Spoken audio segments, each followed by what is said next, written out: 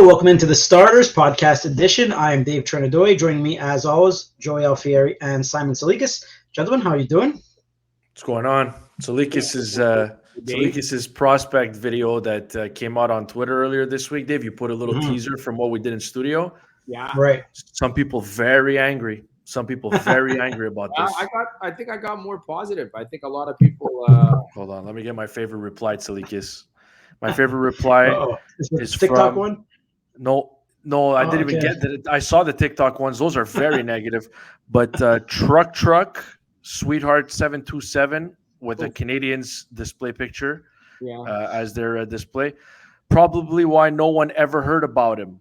That's one tweet. I'm not popular with the Russian porn bots. And then a minute later, who? What a question mark. So replied to the same tweet twice. Wow. Saying, listen, what are you gonna do, man? It's hard to compete against guys who are half their followers are Russian porn bots. It's a tough world out there, and what are you gonna do? I'm happy that I got a lot of positive feedback from because if you notice, the people who agreed with me were closer in age with me. That they're like, we've heard this, and I didn't even say Kokinyemi. I didn't even say Galchenyuk. I agree with you, by the way. I told you on air. I also agree. Saturday or Sunday. I agree with you. Like, I listen, do I want them to excel? Of course. But do I care? No. Lucas doesn't care about prospects. If you missed the video, he says that just call them when they get to the show. That's what he's doing. That's it. Exactly. So please, the show I'm going to pay to watch you play, man. That's the ultimate. Compliment. Nice. All right. So please remember to follow us on Twitter, Instagram, and TikTok at the Starters 690, and subscribe to our YouTube page at the same name, the Starters 690. You'll see all sorts of cool content, digital exclusives. We even have some cooking tips on there. So don't hesitate to interact with us and give us your feedback, positive or negative. All right. So let's get this ball rolling. Question number 1 brought to you by none other than Cafe Milano. Keep your eyes peeled because we will be holding an event there maybe in the at the West Island location pretty soon. So stay tuned, please, for that. So for question 1, we're starting in the NFL. Let's go back to last season where the 49ers, they lost Trey Lance. They also lost our second favorite Jimmy G. And then they had to eventually rely on Mr. Irrelevant himself, Brock Purdy. Now reports are coming out, and the reports are actually from Big Ben himself, that the San Francisco 49ers reached out to Ben Roethlisberger and tried to get him to unretire and join them. So my question is, should Big Ben have signed with the 49ers last season? That's one of those things where you want to ask, who's the source? The horse's mouth. It's actually exactly. No. Big Ben was terrible in his last year in Pittsburgh. That's putting it nicely. There was nothing left in the arm, even motivated as well. Don't get me wrong, man. Ben's going to the Hall of Fame. Believe 2 Super Bowl titles. In one of them, he was pretty irrelevant. The rookie year one, the first one. They beat Seattle, I think. Yeah, right. I think there was one thrown touchdown that game, and I think Hines Ward threw that game. But the biggest play, I think, that year was, if you remember, Jerome Bettis was about to walk in for a touchdown against Indianapolis. And a DB picked it up and almost ran it back. And Big Ben, spinning around, made arguably one of the best tackles I've ever seen in my life. But I don't think I think you were better off with Purdy. And I think kind of looked like that Niners offense. Even when they had Alex Smith all those years ago, it just seems like you need a little bit more mobility out of your quarterback. You want to get him out of the pocket. Like Jimmy G's not running away from everybody, but they like to move the pocket. And that wasn't Big Ben's game, man. He was just going to sit there and try to dissect. So I just don't think it would have been a very successful fit for Ben to go back to the National Football League and to go to the Niners. Look, obviously, in hindsight, Simon, the NFC title game against the Eagles, if you would have had Big Ben coming off the bench, you would have been better off than with Josh Johnson. But there's no way you can predict that. When I saw this story today, my brain would physically not let me imagine Big Ben in a San Francisco 49ers uniform. Like, my brain will not let it register. I can't envision it happening. I think everybody involved made the right call here. The 49ers, I don't know. Did they make an offer? Did they just gauge his interest? I don't know. I think they just gauged his interest. But I think all parties ended up making the right call. Brock Purdy, they were better off with him, like you said. Simon, and Big Ben. It's so rare to see guys play that start and finish their career with one team You did it. You won a couple Super Bowls. You're going to be a first ballot Hall of Famer whenever you're eligible. So I think everybody in this situation made the right call. It's too bad the way the NFC title game ended, but I don't know if Big Ben's going to come off the bench in that situation anyway, or even start that game. And who knows? You might not even be where you are if you rode Big Ben, because Brock Purdy played pretty well. So I think all around the right decision was made. Big Ben, stay retired. Yeah, and that was his reason, right, for retiring, for staying retired. He said he couldn't see himself playing with anyone other than the Pittsburgh Steelers. Nice. So I built a nice legacy there, and to go back and try to win a game here and there. No, I think look, he can go there and look foolish. He could look bad and just leave it alone. You're going to, like Joey said, you're going to the Hall of Fame. Highly likely you're going on the first ballot. Leave it alone. See you in Canton. Trenadui, as a Ravens fan, Trenadui, 1 to 10, how much do you hate Big Ben during his career as a player? As a player, hated him, like absolutely hated him. But I can respect him. It was the same thing with Tom Brady. Hated Tom Brady, but I respect Tom Brady. And now looking back, I'm very fortunate to have watched him play. And I have the utmost respect for what Ben Roethlisberger did. But anyone who wants to stay loyal to the Pittsburgh Steelers is crazy to me. So I can't respect that. So let's move on. 1 to 10, how much did you hate Roethlisberger? That's a solid 9. I'm not gonna lie. And Brady? Brady was like a 7. Wow. Okay. 7. Yeah, I have a soft spot for Tom Brady. I don't know why. I ran the conference for 20 years. No, I remember more Brady postseason. Yes, against the Ravens. Yeah, they're in the same division. They played a lot. They played twice a year. But also the Ravens, they kind of had the Patriots number. Even the year they lost in the AFC final it was because of a missed Billy Cundiff, like a 27-yard kick. You know what I mean? Like it wasn't that it wasn't because like Tom Brady tore them up that much. Like Big Ben always had the when he was on against the Ravens, he was on. All right, question number 2. Brought to you by Station Pizza Moderne. I had a listener actually DM me on the weekend, boys, and told me I had to try the cannolis at Station. And, I've had the pleasure. Oh, you have? Oh, yeah, they look I've good. had the pleasure. And if I could just take a couple minutes, it was ravioli. Sure. It was not minutes, but seconds. Yeah, seriously. It was ravioli day earlier this week. Yes, I heard about that. I tweeted ravioli's a 1 seed. A good ravioli's a 1 seed every time. A 1 seed by themselves, or like one of 4 1 seeds? 4 1 seeds. Like it's a 1 seed. I don't know if there's any pushback on this. I don't know if you guys want to quickly run down your favorite pastas or pasta shapes. Salikis, do you know any pasta shapes? Yeah, angel hair. Angel hair. Angel hair. Yeah. I like tortellini. I'm a big tortellini guy. Yeah, same fam. They're cousins. Yeah, exactly. Ravs and torts. I don't want to shock you, but I'm not a big pasta guy. Anyway, all right. Go ahead, Trent. We just move next. On. Absolutely disgusting. All right. Are you trying to say that Station Moderne had delicious ravioli? I don't know. I don't think I ever had ravioli there. Okay. I had gnocchi. Oh, the gnocchi. I had rigatoni for sure. Mm-hmm. I'm trying to. The night where we had a feast for my sister's birthday was a blur. Like there was pasta and pizza going around all over the place. I don't even know what I ate, but it was the pasta, the pizza is unbelievable. So I think I'm probably going to pop in there this week. By next week, I'll have been there a couple of times at the time of this recording. So pop in, say hello, tell Danny I said what's up. He's a Dallas Cowboys fan. It's not his fault. I don't know who hurt him. But they're great people over there, and they're big football fans too. All right. So Ja Morant back with the Memphis Grizzlies after an 8-game suspension for flashing a gun on Instagram. I want to know what you guys think. Are you okay with the NBA letting Ja Morant play? I think I don't know that I'd leave this up to the NBA. I think in this case, I think the organization kind of has to police itself. I think they got out in front of it. They suspended him for a minimum couple of games. Before the league intervened with their official suspension. So I'm more curious of what the Memphis Grizzlies would have to say. That's the one I'd take into account. Look, by all indications, I know they're just words at this point, but it does seem like this was a wake-up call for Ja Morant. That doesn't mean that you're exonerated from all punishment that the league and the team might throw your way, but there does seem to be a genuine willingness to improve and learn from the situation. So, look, I'm fine if they want to have him come back this week. I think I'm good with that, but I still want to, I want to continue hearing about the progress that he's making here in his personal life, because I really don't want to see this again. No, I think they dropped the ball. And, how long was Kyrie's suspension?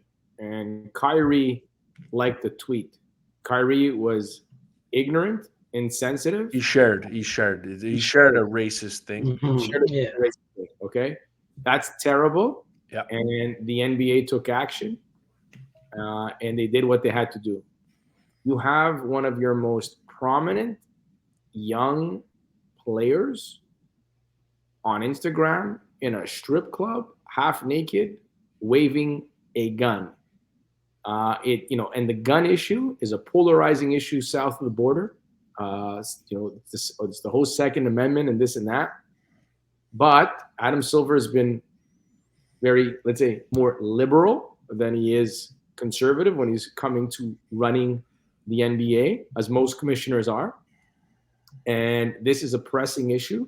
Gun violence in the States is a terrible thing. And especially, all of us, Joey's not there yet, but Dave and I are parents, and we shiver. And every time we hear that there's a shooting anywhere, but specifically a school shooting, can't even imagine living in that world. And you have a young guy, a young player. And I keep saying young like it matters, like if he was a 35-year-old. But I'm thinking young player resonates more with the younger fans in the NBA.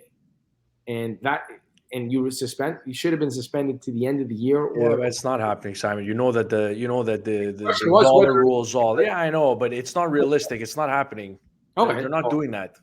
Okay, the next question then. The question was directed that if the NBA. My answer is no. They should have suspended him. But I'm fine with your opinion. I'm just telling you, it was never going to happen. It was never going to be that way. Well, that's why it's crazy that you suspended a guy for the equal amount of time because he shared a post, and a guy waving a gun gets the same. That makes absolutely no sense to me. That makes like they drove Gilbert Arenas brought a gun into a locker room. Nobody saw a picture of it, an IG or a TikTok, and he got driven out of the NBA. Yeah, but that's in an NBA facility. That's in a locker room. It's not the same. It's not the same. It's not the same. Look, trust me, they're both terrible things. Don't get me wrong. I think it's as bad as you can possibly imagine. It's a terrible look. It's a terrible look, and there's no guarantee. We're recording. Is 2 weeks suspension. We're recording this Tuesday night. They haven't decided as of now, if I'm not mistaken, if he's going to play on Wednesday. So expecting him to play. He might sit. He might not. Look, I'm glad nobody's hurt in these situations. The Memphis Grizzlies needed a wake-up call. All of them, not just him. A lot of them did. And I just, I hope that this is, I hope this is that. I hope this is the wake-up call, and I hope we never have to talk about this again. Yeah, but I'll just say I thought the commissioner was weak on this. All right.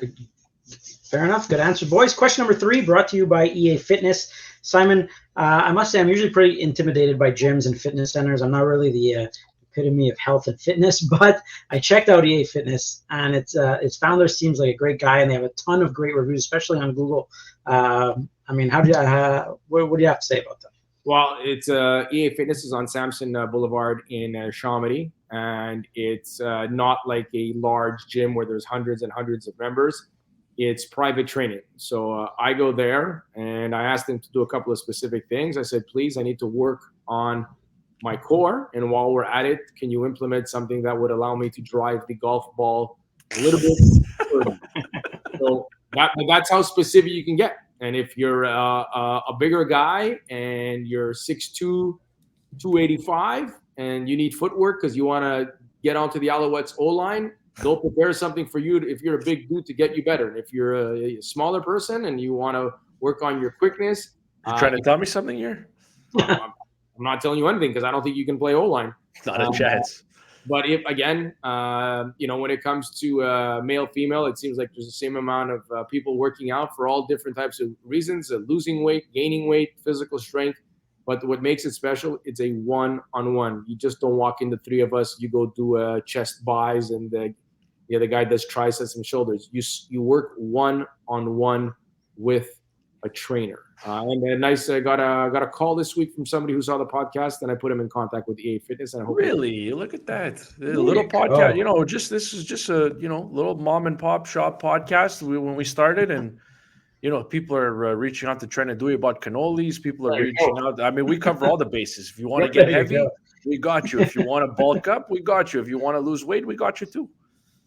Beautiful. Thing of beauty. All right, question number 3. Gentlemen, the Big Bad Bruins, right? They're rolling this year. They just won again. They beat the Ottawa Senators 2-1. We asked a couple of weeks ago if they were going to beat the 76-77 Habs record of 132 points in a season.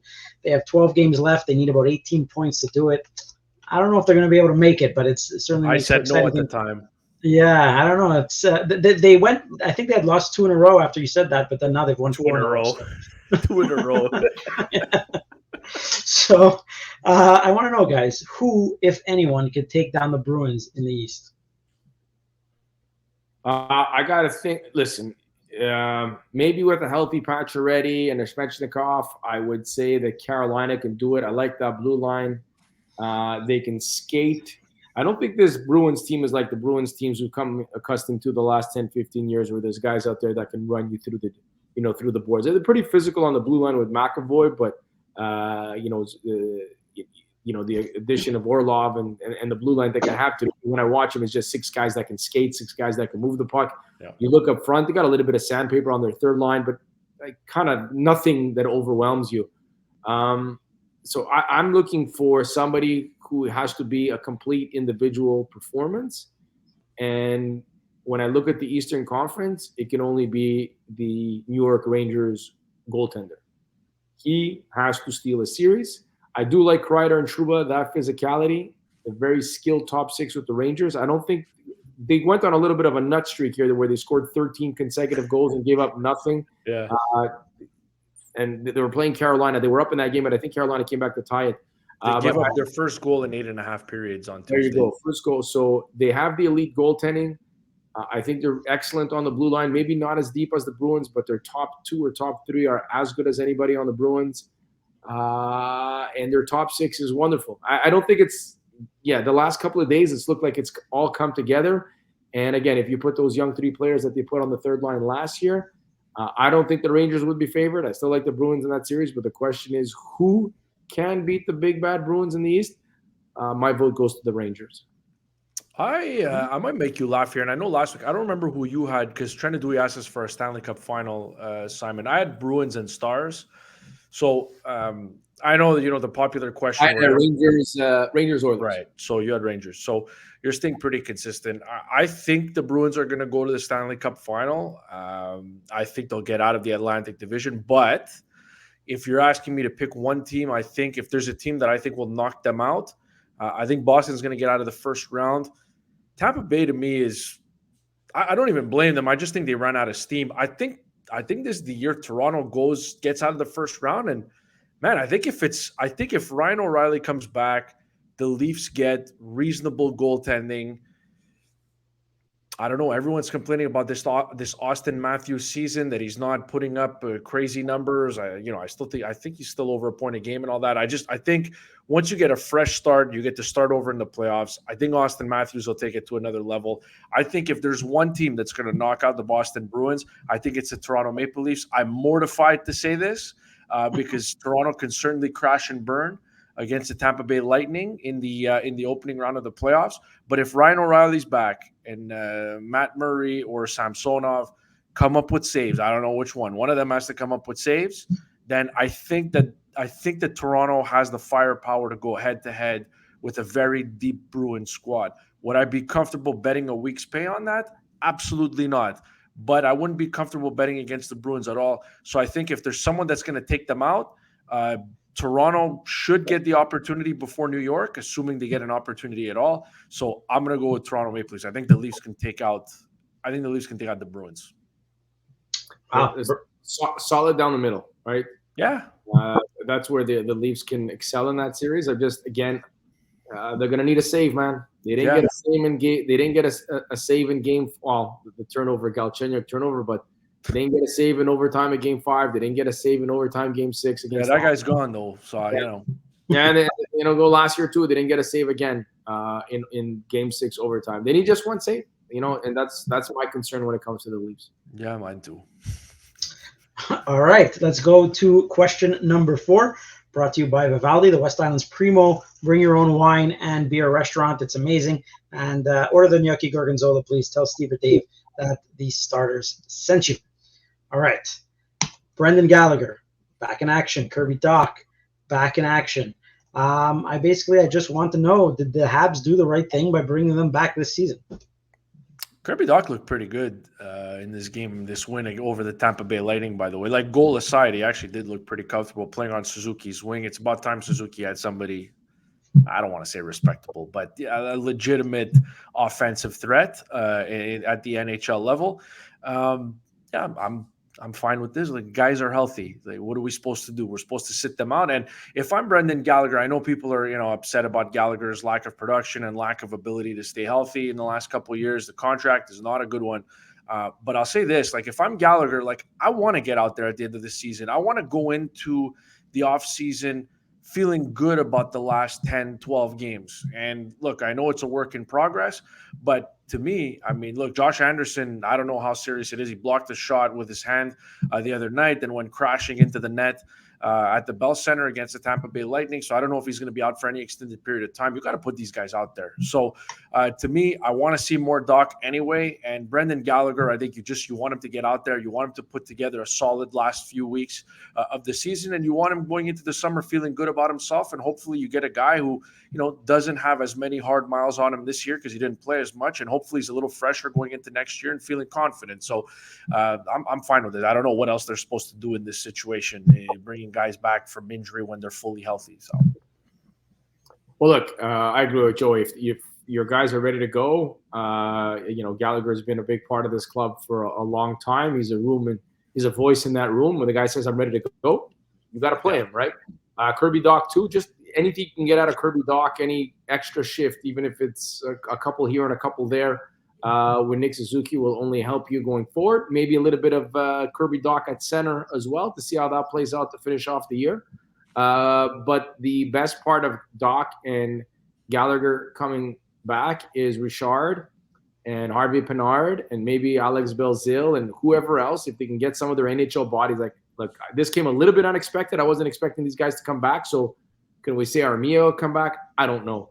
But I think you take these NHL bodies, you bring them back, and you ride that high that you had last year when the Laval Rocket went to, I believe, the conference final. So do that one more time. Thank these guys on the way out. Tell them that there's going to be an opportunity again for them in September to make this club. But go down and help your American Hockey League affiliate, maybe win a championship. So I think it works on both ends. That's interesting, though. So the thing is this, though. Like, sometimes when guys are up for as long as some of these players were up, like, you send them back down. And I'm not saying that they have no pride and they wouldn't give it their all, but sometimes they're not the same player. I don't know. It just seems like sometimes there isn't that motivation and they don't necessarily light it up as much as you expect them to light it up. So I don't know if Harvey Pinard's in that territory. I don't know if, he's been up for a while now. So I don't know if sending him back down, he's like, I don't know how I feel about this. I mean, if that's what they want to do, I'm fine with it. But yeah, I mean, you got to bring the guys back. Look, it doesn't always transition. Man, it's weird. Sometimes you're a better NHL player than your American Hockey League player for whatever reason. Maybe the game, you're a type of player that needs the game to move faster than it does at the American Hockey League level. So yeah, going back to Pinard and Harvey Pinard and Richard going back to the American Hockey League, maybe they don't tear it up. Maybe because they're not playing with as good wingers as they are here in an NHL club. But I think it's also something to keep an eye on, Joey. You send guys back and they start to pout. I don't think. I'm not saying they're going to pout. I don't think they're the type of guys that would pout. But or whatever, you have a responsibility. You'll have a chance to make the club again into September of this year. Go back, try to win. It was nice. I'm telling you, just being as a Laval resident, man. Yeah, I agree. Fact and something to be said. get your American Hockey League winning games. That resonates. That becomes a habit. Only good comes out of that. So I like the fact that Gallagher and Doc are back. Let them play their NHL minutes and let the other guys go back to the American Hockey League. All right. Final question for the night, brought to you by Fresh MTL. Follow them on Instagram at Fresh MTL, but don't do it if you're hungry because it's delicious. So everything there looks amazing. Simon, what's your go-to from there? What's my go-to? I like I do the chicken. The chicken's really nice. Every once in a while, I'll throw a little, little bit of meat in there. The fish is really tasty as well. It's just perfect for me. They're located in the Gold's Gym in St. Dorothy. You walk in, it's on the right. You don't have to be a member at the gym or anything like that. You could just walk in. You can pick up, and they deliver anywhere across the city. And for me and my terrible eating habits, like I've always said, going there and I pick up my meals and you get to select different types of meals, it just keeps me out of the drive-through section. So that's the good thing about it. Nice and clean, man. Look, most people going to a gym are trying to do it for health reasons and all that. But definitely see a lot of people who come in and pick up that are not going to the gym. So just give them a shot. How many times were you in the drive-through this week, Salikas? This week, for coffee? No, to eat. No, I haven't been through a drive-through in a while, my friend. Really? Impressive. Yeah. Golf clap. Well done. No, it's okay. It's Salikas. You're looking good. I got my fresh meals. I usually pick up like 3 a week, so this way I just plan to stay home a little bit later. I usually have lunch a little bit earlier, like 10:45, 11 o'clock. So I leave. 10:45? Yeah, but I leave Joy and I eat. I'm up at 6 though. So I do it because if I leave here hungry, we're going to stop at a drive-thru. I know, but man, you have lunch at 10:45. I start at 10:45. I'll be eating by 11. Nice. Takes you 15 minutes to start lunch. Got to heat up. Oven's pretty good. We heat it up. Off we go, man. Okay. All right. So last one tonight, guys. The World Baseball Classic has come and gone. By the time you're watching this, it's currently 3-1 Japan and 3-1 Japan in the 7th right now. In the 7th, yeah. So should we do 2 takes in case the States win and in case Japan wins? Some love it, some hate it. Where do you guys stand on it? I mean, it's been a hot. Who hates this? Baseball people? Go watch on Twitter. I think people who hate it are idiots. Wow, there's a lot of baseball executives that hate it for the same reason that NHL executives hate NHL going to the Olympics. Guys get hurt. But there's fans too. It's not just executives, right? Like I'm talking about fans. Like I get why if you own a guy, like I understand not hating it, the concept. Well, you don't send him to the Olympics. You don't send him anywhere. You don't send him to Euros. You don't send him to World Cup. I know, but I'm not sending you guys anywhere. I'm telling you that. That's because nobody wants us. That is true.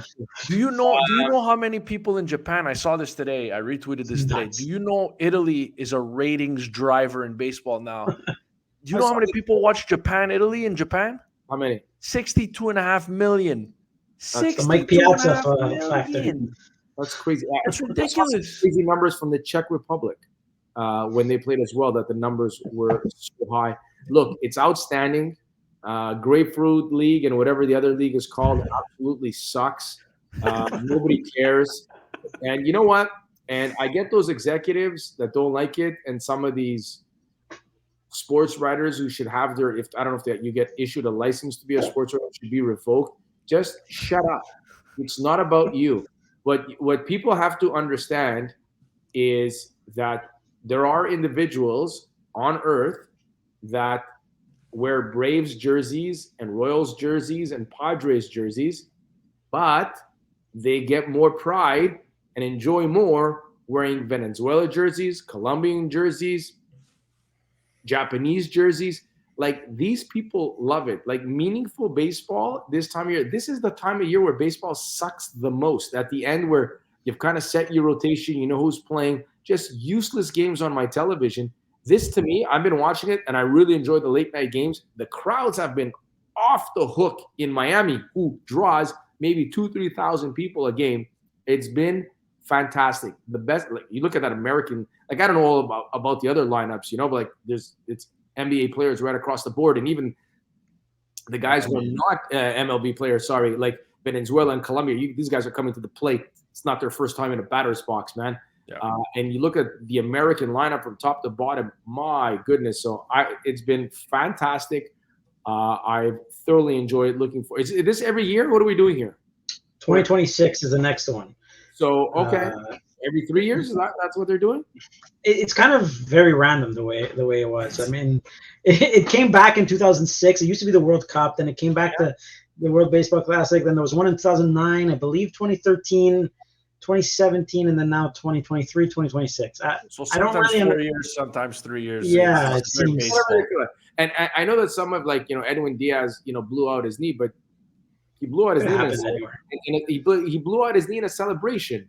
Like, I watch the highlights every day. I saw some guy, I don't even know what team, he carted off the field in Grapefruit League baseball. Like, injuries are going to happen. Yeah. I get the part where you want to limit them, but I think there's an element here that we know that Major League Baseball struggles with the younger fan base. Like, dude, the number today is going to be the most watched baseball ever in history. Ever. Is that not like you don't want to grow the game? Like, you're growing, like, you're the most watched baseball game ever. Not Sox, Yanks, not whatever. It was a 1980 World Series. That's the most watched game ever right now. There's blow it out of the water. So this is an incredible way. And look, it's nice because it's not just South America. It's not just North America, Europe. Like, it's the entire globe. Mm-hmm. Teams in Japan, man. Like, it's a global game, and I don't know how else baseball can showcase itself than doing what they're doing here. But, like, basketball is a little bit different. Like, there's always been more influx of European players. They're a little bit more out there, and now we're just finding out about these countries that are baseball. So I think it's been outstanding. You want to go here, 32? I know you're fired up about this. Oh, I love it. I have nothing against it. I think the less irrelevant baseball, kind of like what Simon said, the better. I'm all for it. I mean, it's kind of weird that of all the time they could do it, they do it at this exact time where it's right in the middle of spring training. I thought that was, but other than the timing of it, where would you do it? That's a good question too. I don't know.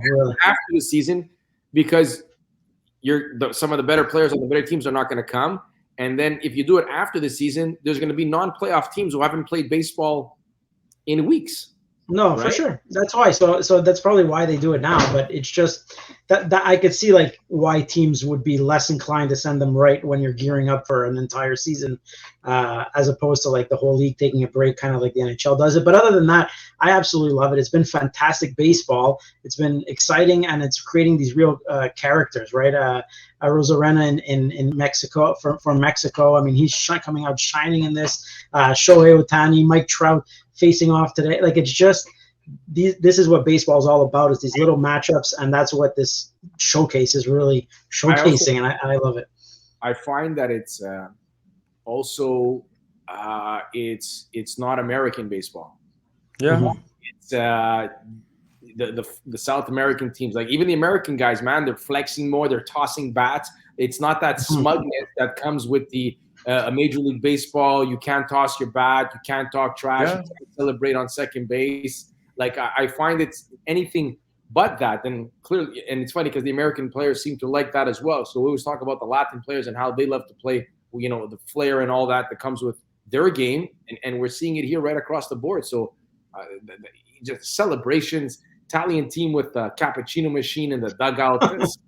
Let's go. Yeah. Amazing. I think it's cool. I think it's cool. Like we said, you mentioned the Czechs, Italy too. I know Italy has a little bit of a baseball thing going on, but they get to flex as well in a big tournament like this. So to me, it's just like, I don't know, the baseball purists that are like, nah, it's no good for the game. I mean, are you, like, I know baseball is healthy financially. It's a great TV deal. Players make great money, but what do we say? We say, nah, you know what? We're good. We're going to stay at these numbers for the foreseeable future. Like, no, you obviously want to keep growing the game. You can get it in front of hundreds and hundreds of millions of people watching at the highest level. So, I mean, I know they might not benefit directly, and I know there are jobs on the line, and general managers and managers could be fired based off injuries that happen in this thing. But I think the benefits just they outweigh the negatives by way too much for them to come back and say, yeah, you know what, we're not going to send our players there anymore. It's just it's too big of a platform, clearly. And so this is a home run for baseball, and baseball needs it. Baseball, like you said, Simon, baseball needs to get younger. They need to get people into it. And for me, it's hard in my hometown. I don't have a team anymore to follow on a daily basis, but my peak baseball watching is going to be the whole month of April.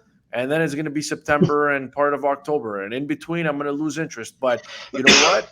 Watching this tournament, I might stick with it a little bit longer. I don't know. We'll see. But I think there's a lot of people that are in the same boat as me. And it's also like I don't know how many teams are in baseball, 32, 30, whatever the number is.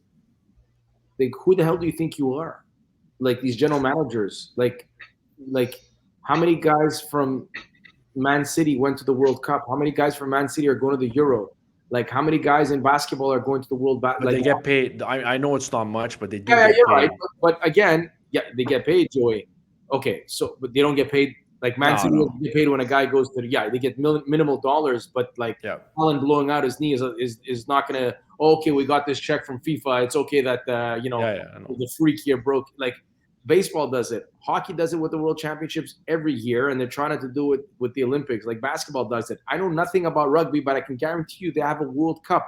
Tennis has the Davis Cup. So why the hell would you think your sport's any different? Like, why would you think not doing this is going to help your sport where every other sport does it? Like, I bet you if I Googled, like, American arrogance, Salikis, that's what it is. Okay, you're right about that. And like, but if I Googled like badminton, I bet you they're the highest league in the world, wherever the hell that is, and then there's a World Cup that these players. There you go. Hit me up. Give me some tickets to the badminton World Cup. Outstanding athletes. It's gonna be pickleball World Cup, man. It's the up and coming sport. I'm telling you, that's what we're.